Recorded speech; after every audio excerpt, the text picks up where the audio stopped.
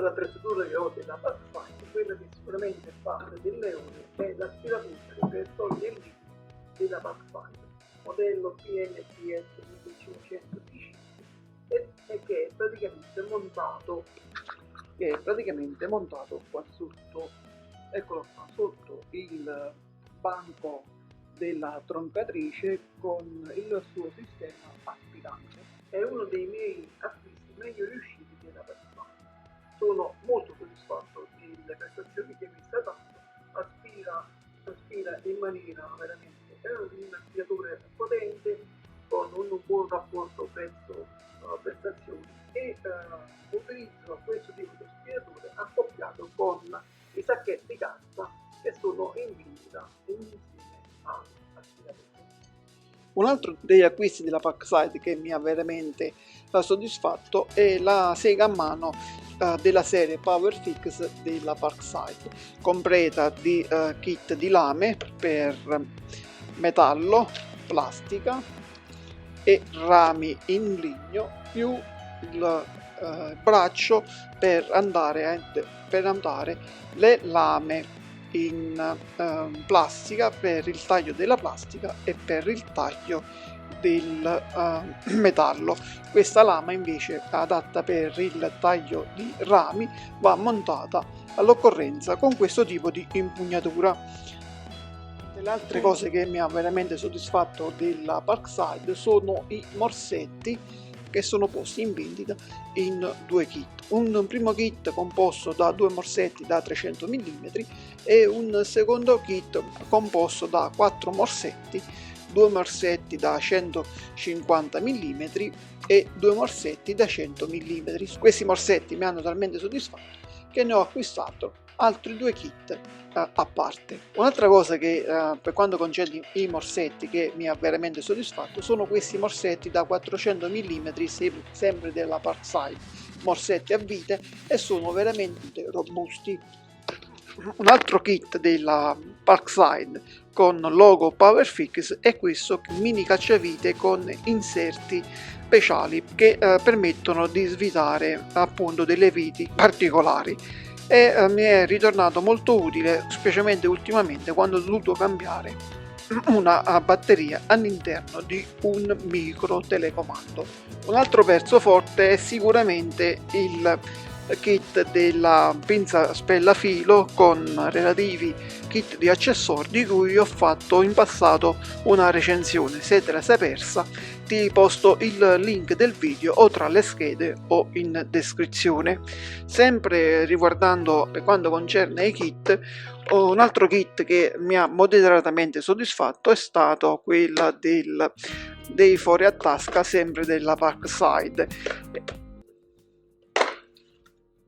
Un kit completo di cui ho provveduto a realizzare una recensione e troverai tra le schede o sempre in descrizione il link del video sulla recensione di questo kit. Un altro pezzo forte della Backside con logo PowerFix è questo kit di chiavi, e questo kit con chiave a brucola con innesti differenziato che può essere montato anche su un trapano a percussione. Un altro cavallo di razza all'interno della mia scuderia sicuramente è la levigatrice a nastro della Backside. Sono soddisfatto di questo modello, ho seguito molti lavori, mi è tornata utile un'infinità di volte e l'unico difetto che ho riscontrato lavorando con questa levigatrice a nastro è che tende a surriscaldarsi in maniera evidente con un utilizzo prolungato e in particolar modo se non viene collegata l'aspiratore alla levigatrice stessa. Un altro degli elementi che mi ha particolarmente soddisfatto è la presenza di un cavo di alimentazione lungo circa 4 metri. Questo permette di poter porre di un ampio raggio di utilizzo della macchina stessa, quando all'interno dei nostri laboratori, che sono prevalentemente dei garage, non sono presenti numerosi punti di alimentazione elettrica. come stavo dicendo, come nel mio caso, all'interno del mio laboratorio non sono presenti numerosi punti di alimentazione. Ho sopperito acquistando questo kit di multiprese per esterni, quindi certificazione IP44, proprio per andare a proteggerla, per evitare che questi contatti elettrici vengono a contatto con la polvere. L'acquisto di queste due multiprese per esterni ha permesso l'ampliamento all'interno del mio laboratorio di punti di alimentazione su cui andare a collegare le diverse macchine.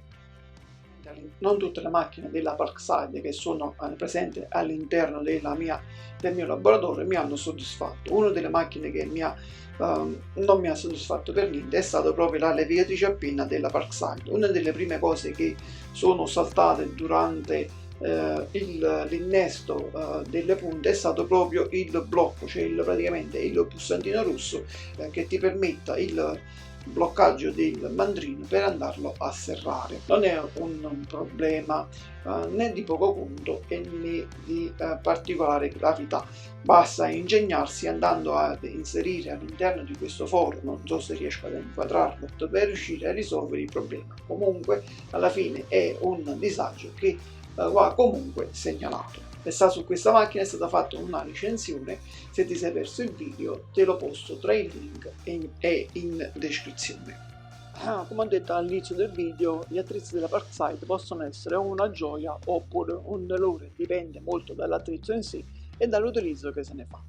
Per quanto mi concerne, io nella mia esperienza posso dire di essere soddisfatto degli acquisti che ho finora effettuato. Siamo giunti alla fine di questo video. Se ti è piaciuto, un bel pollice in su per manifestare il tuo gradimento, se ti va condividilo con i tuoi contatti, se non ti sei iscritto ti invito a farlo e a spuntare la campanellina sulla dicitura tutte in modo da ricevere le notifiche quando usciranno i futuri video, che comunque ti ricordo sono programmati per ogni venerdì alle ore 21.